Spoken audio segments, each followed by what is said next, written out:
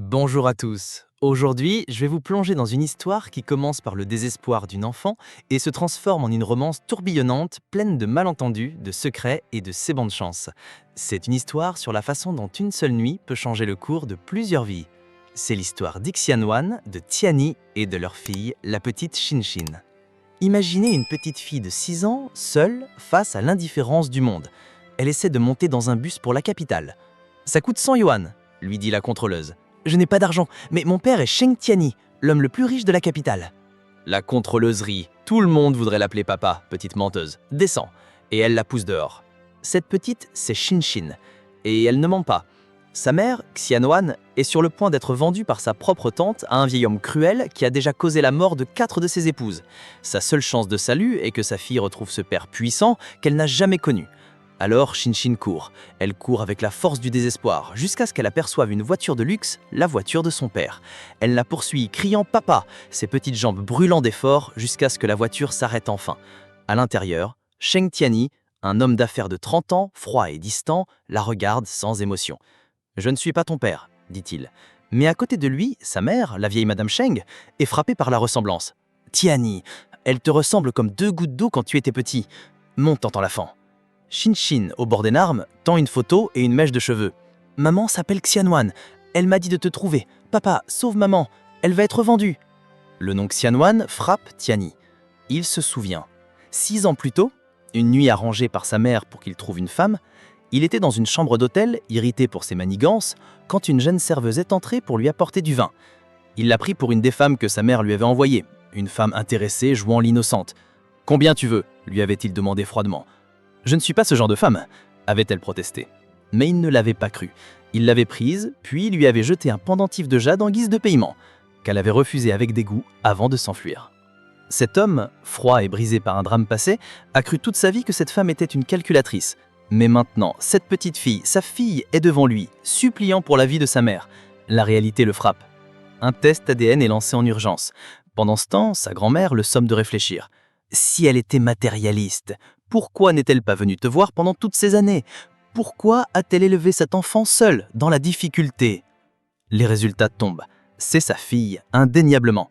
Et au même moment, ses enquêteurs lui révèlent la vérité sur cette nuit-là. Xianwan n'était pas une femme arrangée.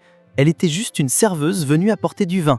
Un malentendu, un terrible malentendu qui a brisé une innocente. La culpabilité s'abat sur Tiani. « Préparez la voiture », ordonne-t-il. « Je vais la chercher. » Il arrive juste à temps. Xianwan est sur le point d'être ennuyé de force. Sa tante et son cousin, les monstres qui l'ont élevé dans la misère après la mort de ses parents, la traitent comme du bétail. Tiani surgit comme une tempête. Il ne dit pas un mot, il frappe. Il protège celle qu'il a blessée, la ramenant de la brutalité de son passé vers un futur incertain. À l'hôpital, leurs retrouvailles sont maladroites. « Je suis désolé. Dès que tu seras l'étal hôte, on se marie. » Xianwan est sous le choc. Se marier? Par sens de devoir? Elle ne veut pas de sa pitié. Mais leur fille, Shinshin, tout change. « Maman, je veux un papa. Les autres enfants se moquent de moi. » Et la vieille Madame Sheng, pleine de remords et d'amour pour cette petite fille inattendue, la supplie d'accepter. « Reste avec nous, tu ne souffriras plus jamais. » Pour sa fille, Xianwan accepte. Elle entre dans le monde des Sheng, un monde de luxe et d'opulence qui lui est totalement étranger. La maison est un palais, les cadeaux pleuvent, mais la nuit, Tiani est distant. Il insiste pour qu'elle dorme dans sa chambre pour sa convalescence, mais il prend le canapé. Xianwan est perdue, elle se sent comme une intruse, un rêve éveillé qui pourrait s'arrêter à tout moment. Les domestiques murmurent dans son dos. Une paysanne qui a eu de la chance. Elle a grimpé dans le lit du jeune maître. Un soir, alors qu'elle cherche à manger, une servante l'humilie ouvertement. « Les cuisines sont fermées, tu te prends pour qui ?»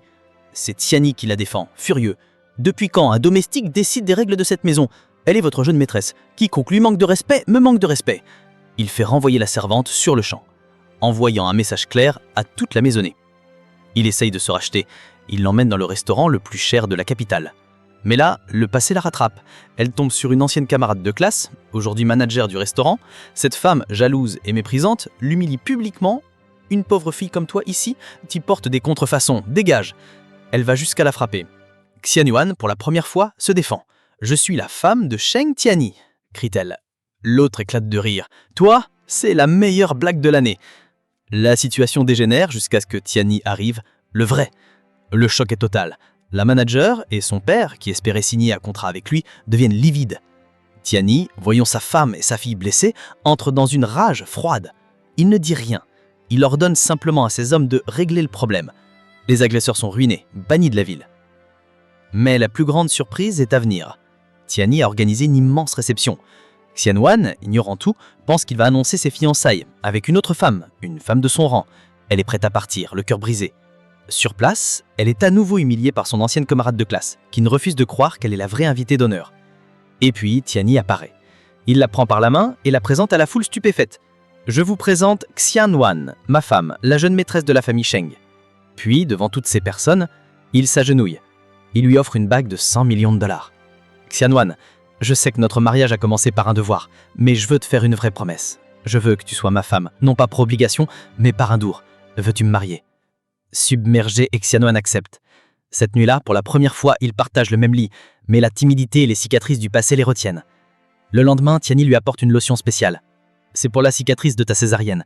Quand tu étais le plus vulnérable, je n'étais pas là. Laisse-moi prendre soin de toi maintenant. Xianwan est touchée au plus profond de son être. Elle commence à croire que ce bonheur est peut-être réel. Mais un nouveau doute s'installe. Elle surprend une conversation entre Tiani et sa grand-mère. Il parle d'une autre femme, la véritable maîtresse de la famille Sheng, une personne très importante pour lui qu'elle doit bientôt rencontrer.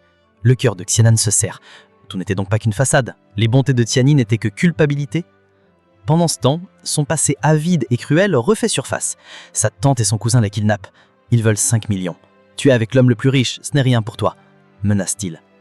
Quand elle refuse, son cousin, un être immonde, décide de la violer. Une fois que j'aurai été touché, tu n'oseras rien dire à ton mari, hurle-t-il. Au moment où il va passer à l'acte, Tiani défonce la porte. Il l'a trouvé. Il est une furie. Il ne laisse à Xianwan que d'à confronter sa tante, cette femme qui l'a tourmenté toute sa vie.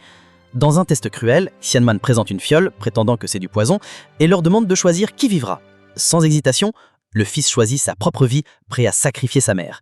La laideur de leur âme est exposée. Ils sont livrés à la justice. De retour à la maison, Xianwan est tenté par cette autre femme. Elle décide de confronter Tiani. Qui est-elle et est-elle si importante pour toi? Tiani, au lieu de répondre, lui dit « Viens, je vais te la présenter ». Il l'emmène dans le vieille demeure ancestrale de la famille. Là, une femme d'une beauté triste et élégante est assise dans le jardin. Le cœur de Xianwan se brise. C'est elle, l'amour de sa vie. Mais Tiani s'approche et dit « Xianwan, voici ma mère ». « Ma mère ?» Xianwan est confuse. La mère de Tiani est atteinte d'une maladie mentale grave depuis un drame terrible. Il y a 20 ans, le jour de leur anniversaire commun, le père et la sœur jumelle de Tiani sont morts dans un accident de voiture. Depuis, elle vit dans un monde à elle et le nom de sa sœur Ayao est un tabou. Soudain, la mère de Tiani voit le bracelet que Xinshin a fabriqué pour Xianwan. C'est le même que portait sa fille décédée. La vue du bracelet écrit une crise violente. Une autre femme apparaît, Qinshu Zhao, une amie d'enfance de la famille. Elle accuse Xianyan d'être une porte-malheur. Plus tard, cette même Qinshu Yao montre à Xianwan des journaux intimes supposés écrits par Tiani, remplis de déclarations d'amour pour Ayao. « C'est de moi qu'il parle, pas de sa sœur, ment-elle. Nous allions nous marier avant que tu n'apparaisses. Dégage !» Xianwan, bien blessé, décide de faire confiance à son instinct et demander la vérité à Tiani. Mais le drame s'accélère. La mère de Tiani est poisonnée et tout accuse Xianwan. C'est Qinshu Yao qui a tout organisé. C'est elle qui a poisonné ta mère avec la soupe qu'elle a apportée, crie-t-elle. Mais Tiani, et cette fois, ne doute pas. « Je crois ma femme. J'ai installé des caméras, la vérité sera révélée. » Les images de surveillance montrent Qinshu Yao ajoutant le poison. Démasquée, elle avoue sa jalousie maladive. Elle a toujours été amoureuse de Tiani et a utilisé son amitié avec sa défenseur pour rester proche de lui. Elle est arrêtée. Enfin, le dernier malentendu est levé. Le Ayao des journaux était bien sa sœur. « La personne que j'aime, c'est toi », avoue-t-il enfin. « Je suis amoureux de toi depuis longtemps. J'étais juste trop lent à le réaliser. » Alors que la paix semble enfin s'installer, Qinshu Yao s'évade et kidnappe la petite Xinshin. Elle la retient en otage au sommet d'un immeuble non fusté. « Choisis Tiani, ta femme ou ta fille », crie-t-elle. Alors que le chaos règne, la mère de Tiani, qui les a suivis, se jette pour protéger Xinshin et prend un coup destiné à l'enfant.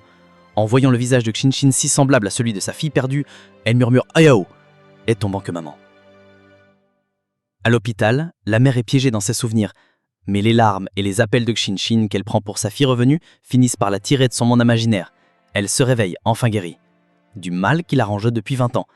Elle a enfin pu dire à boire à sa fille et accepter sa nouvelle famille. La famille Sheng est enfin réunie, guérie, complète. Le jour de l'anniversaire de Tiani, autrefois un jour de deuil, devient une célébration. Ils font des boulettes tous ensemble dans la cuisine, riant. Le passé est pardonné, les cicatrices s'estompent. Xianwan, la jeune femme qui a tout subi, a trouvé non seulement de l'amour, mais une vraie famille. Etiani, l'homme froid et brisé, a appris à aimer à nouveau grâce à la patience et la force de la femme qu'il a failli perdre par orgueil.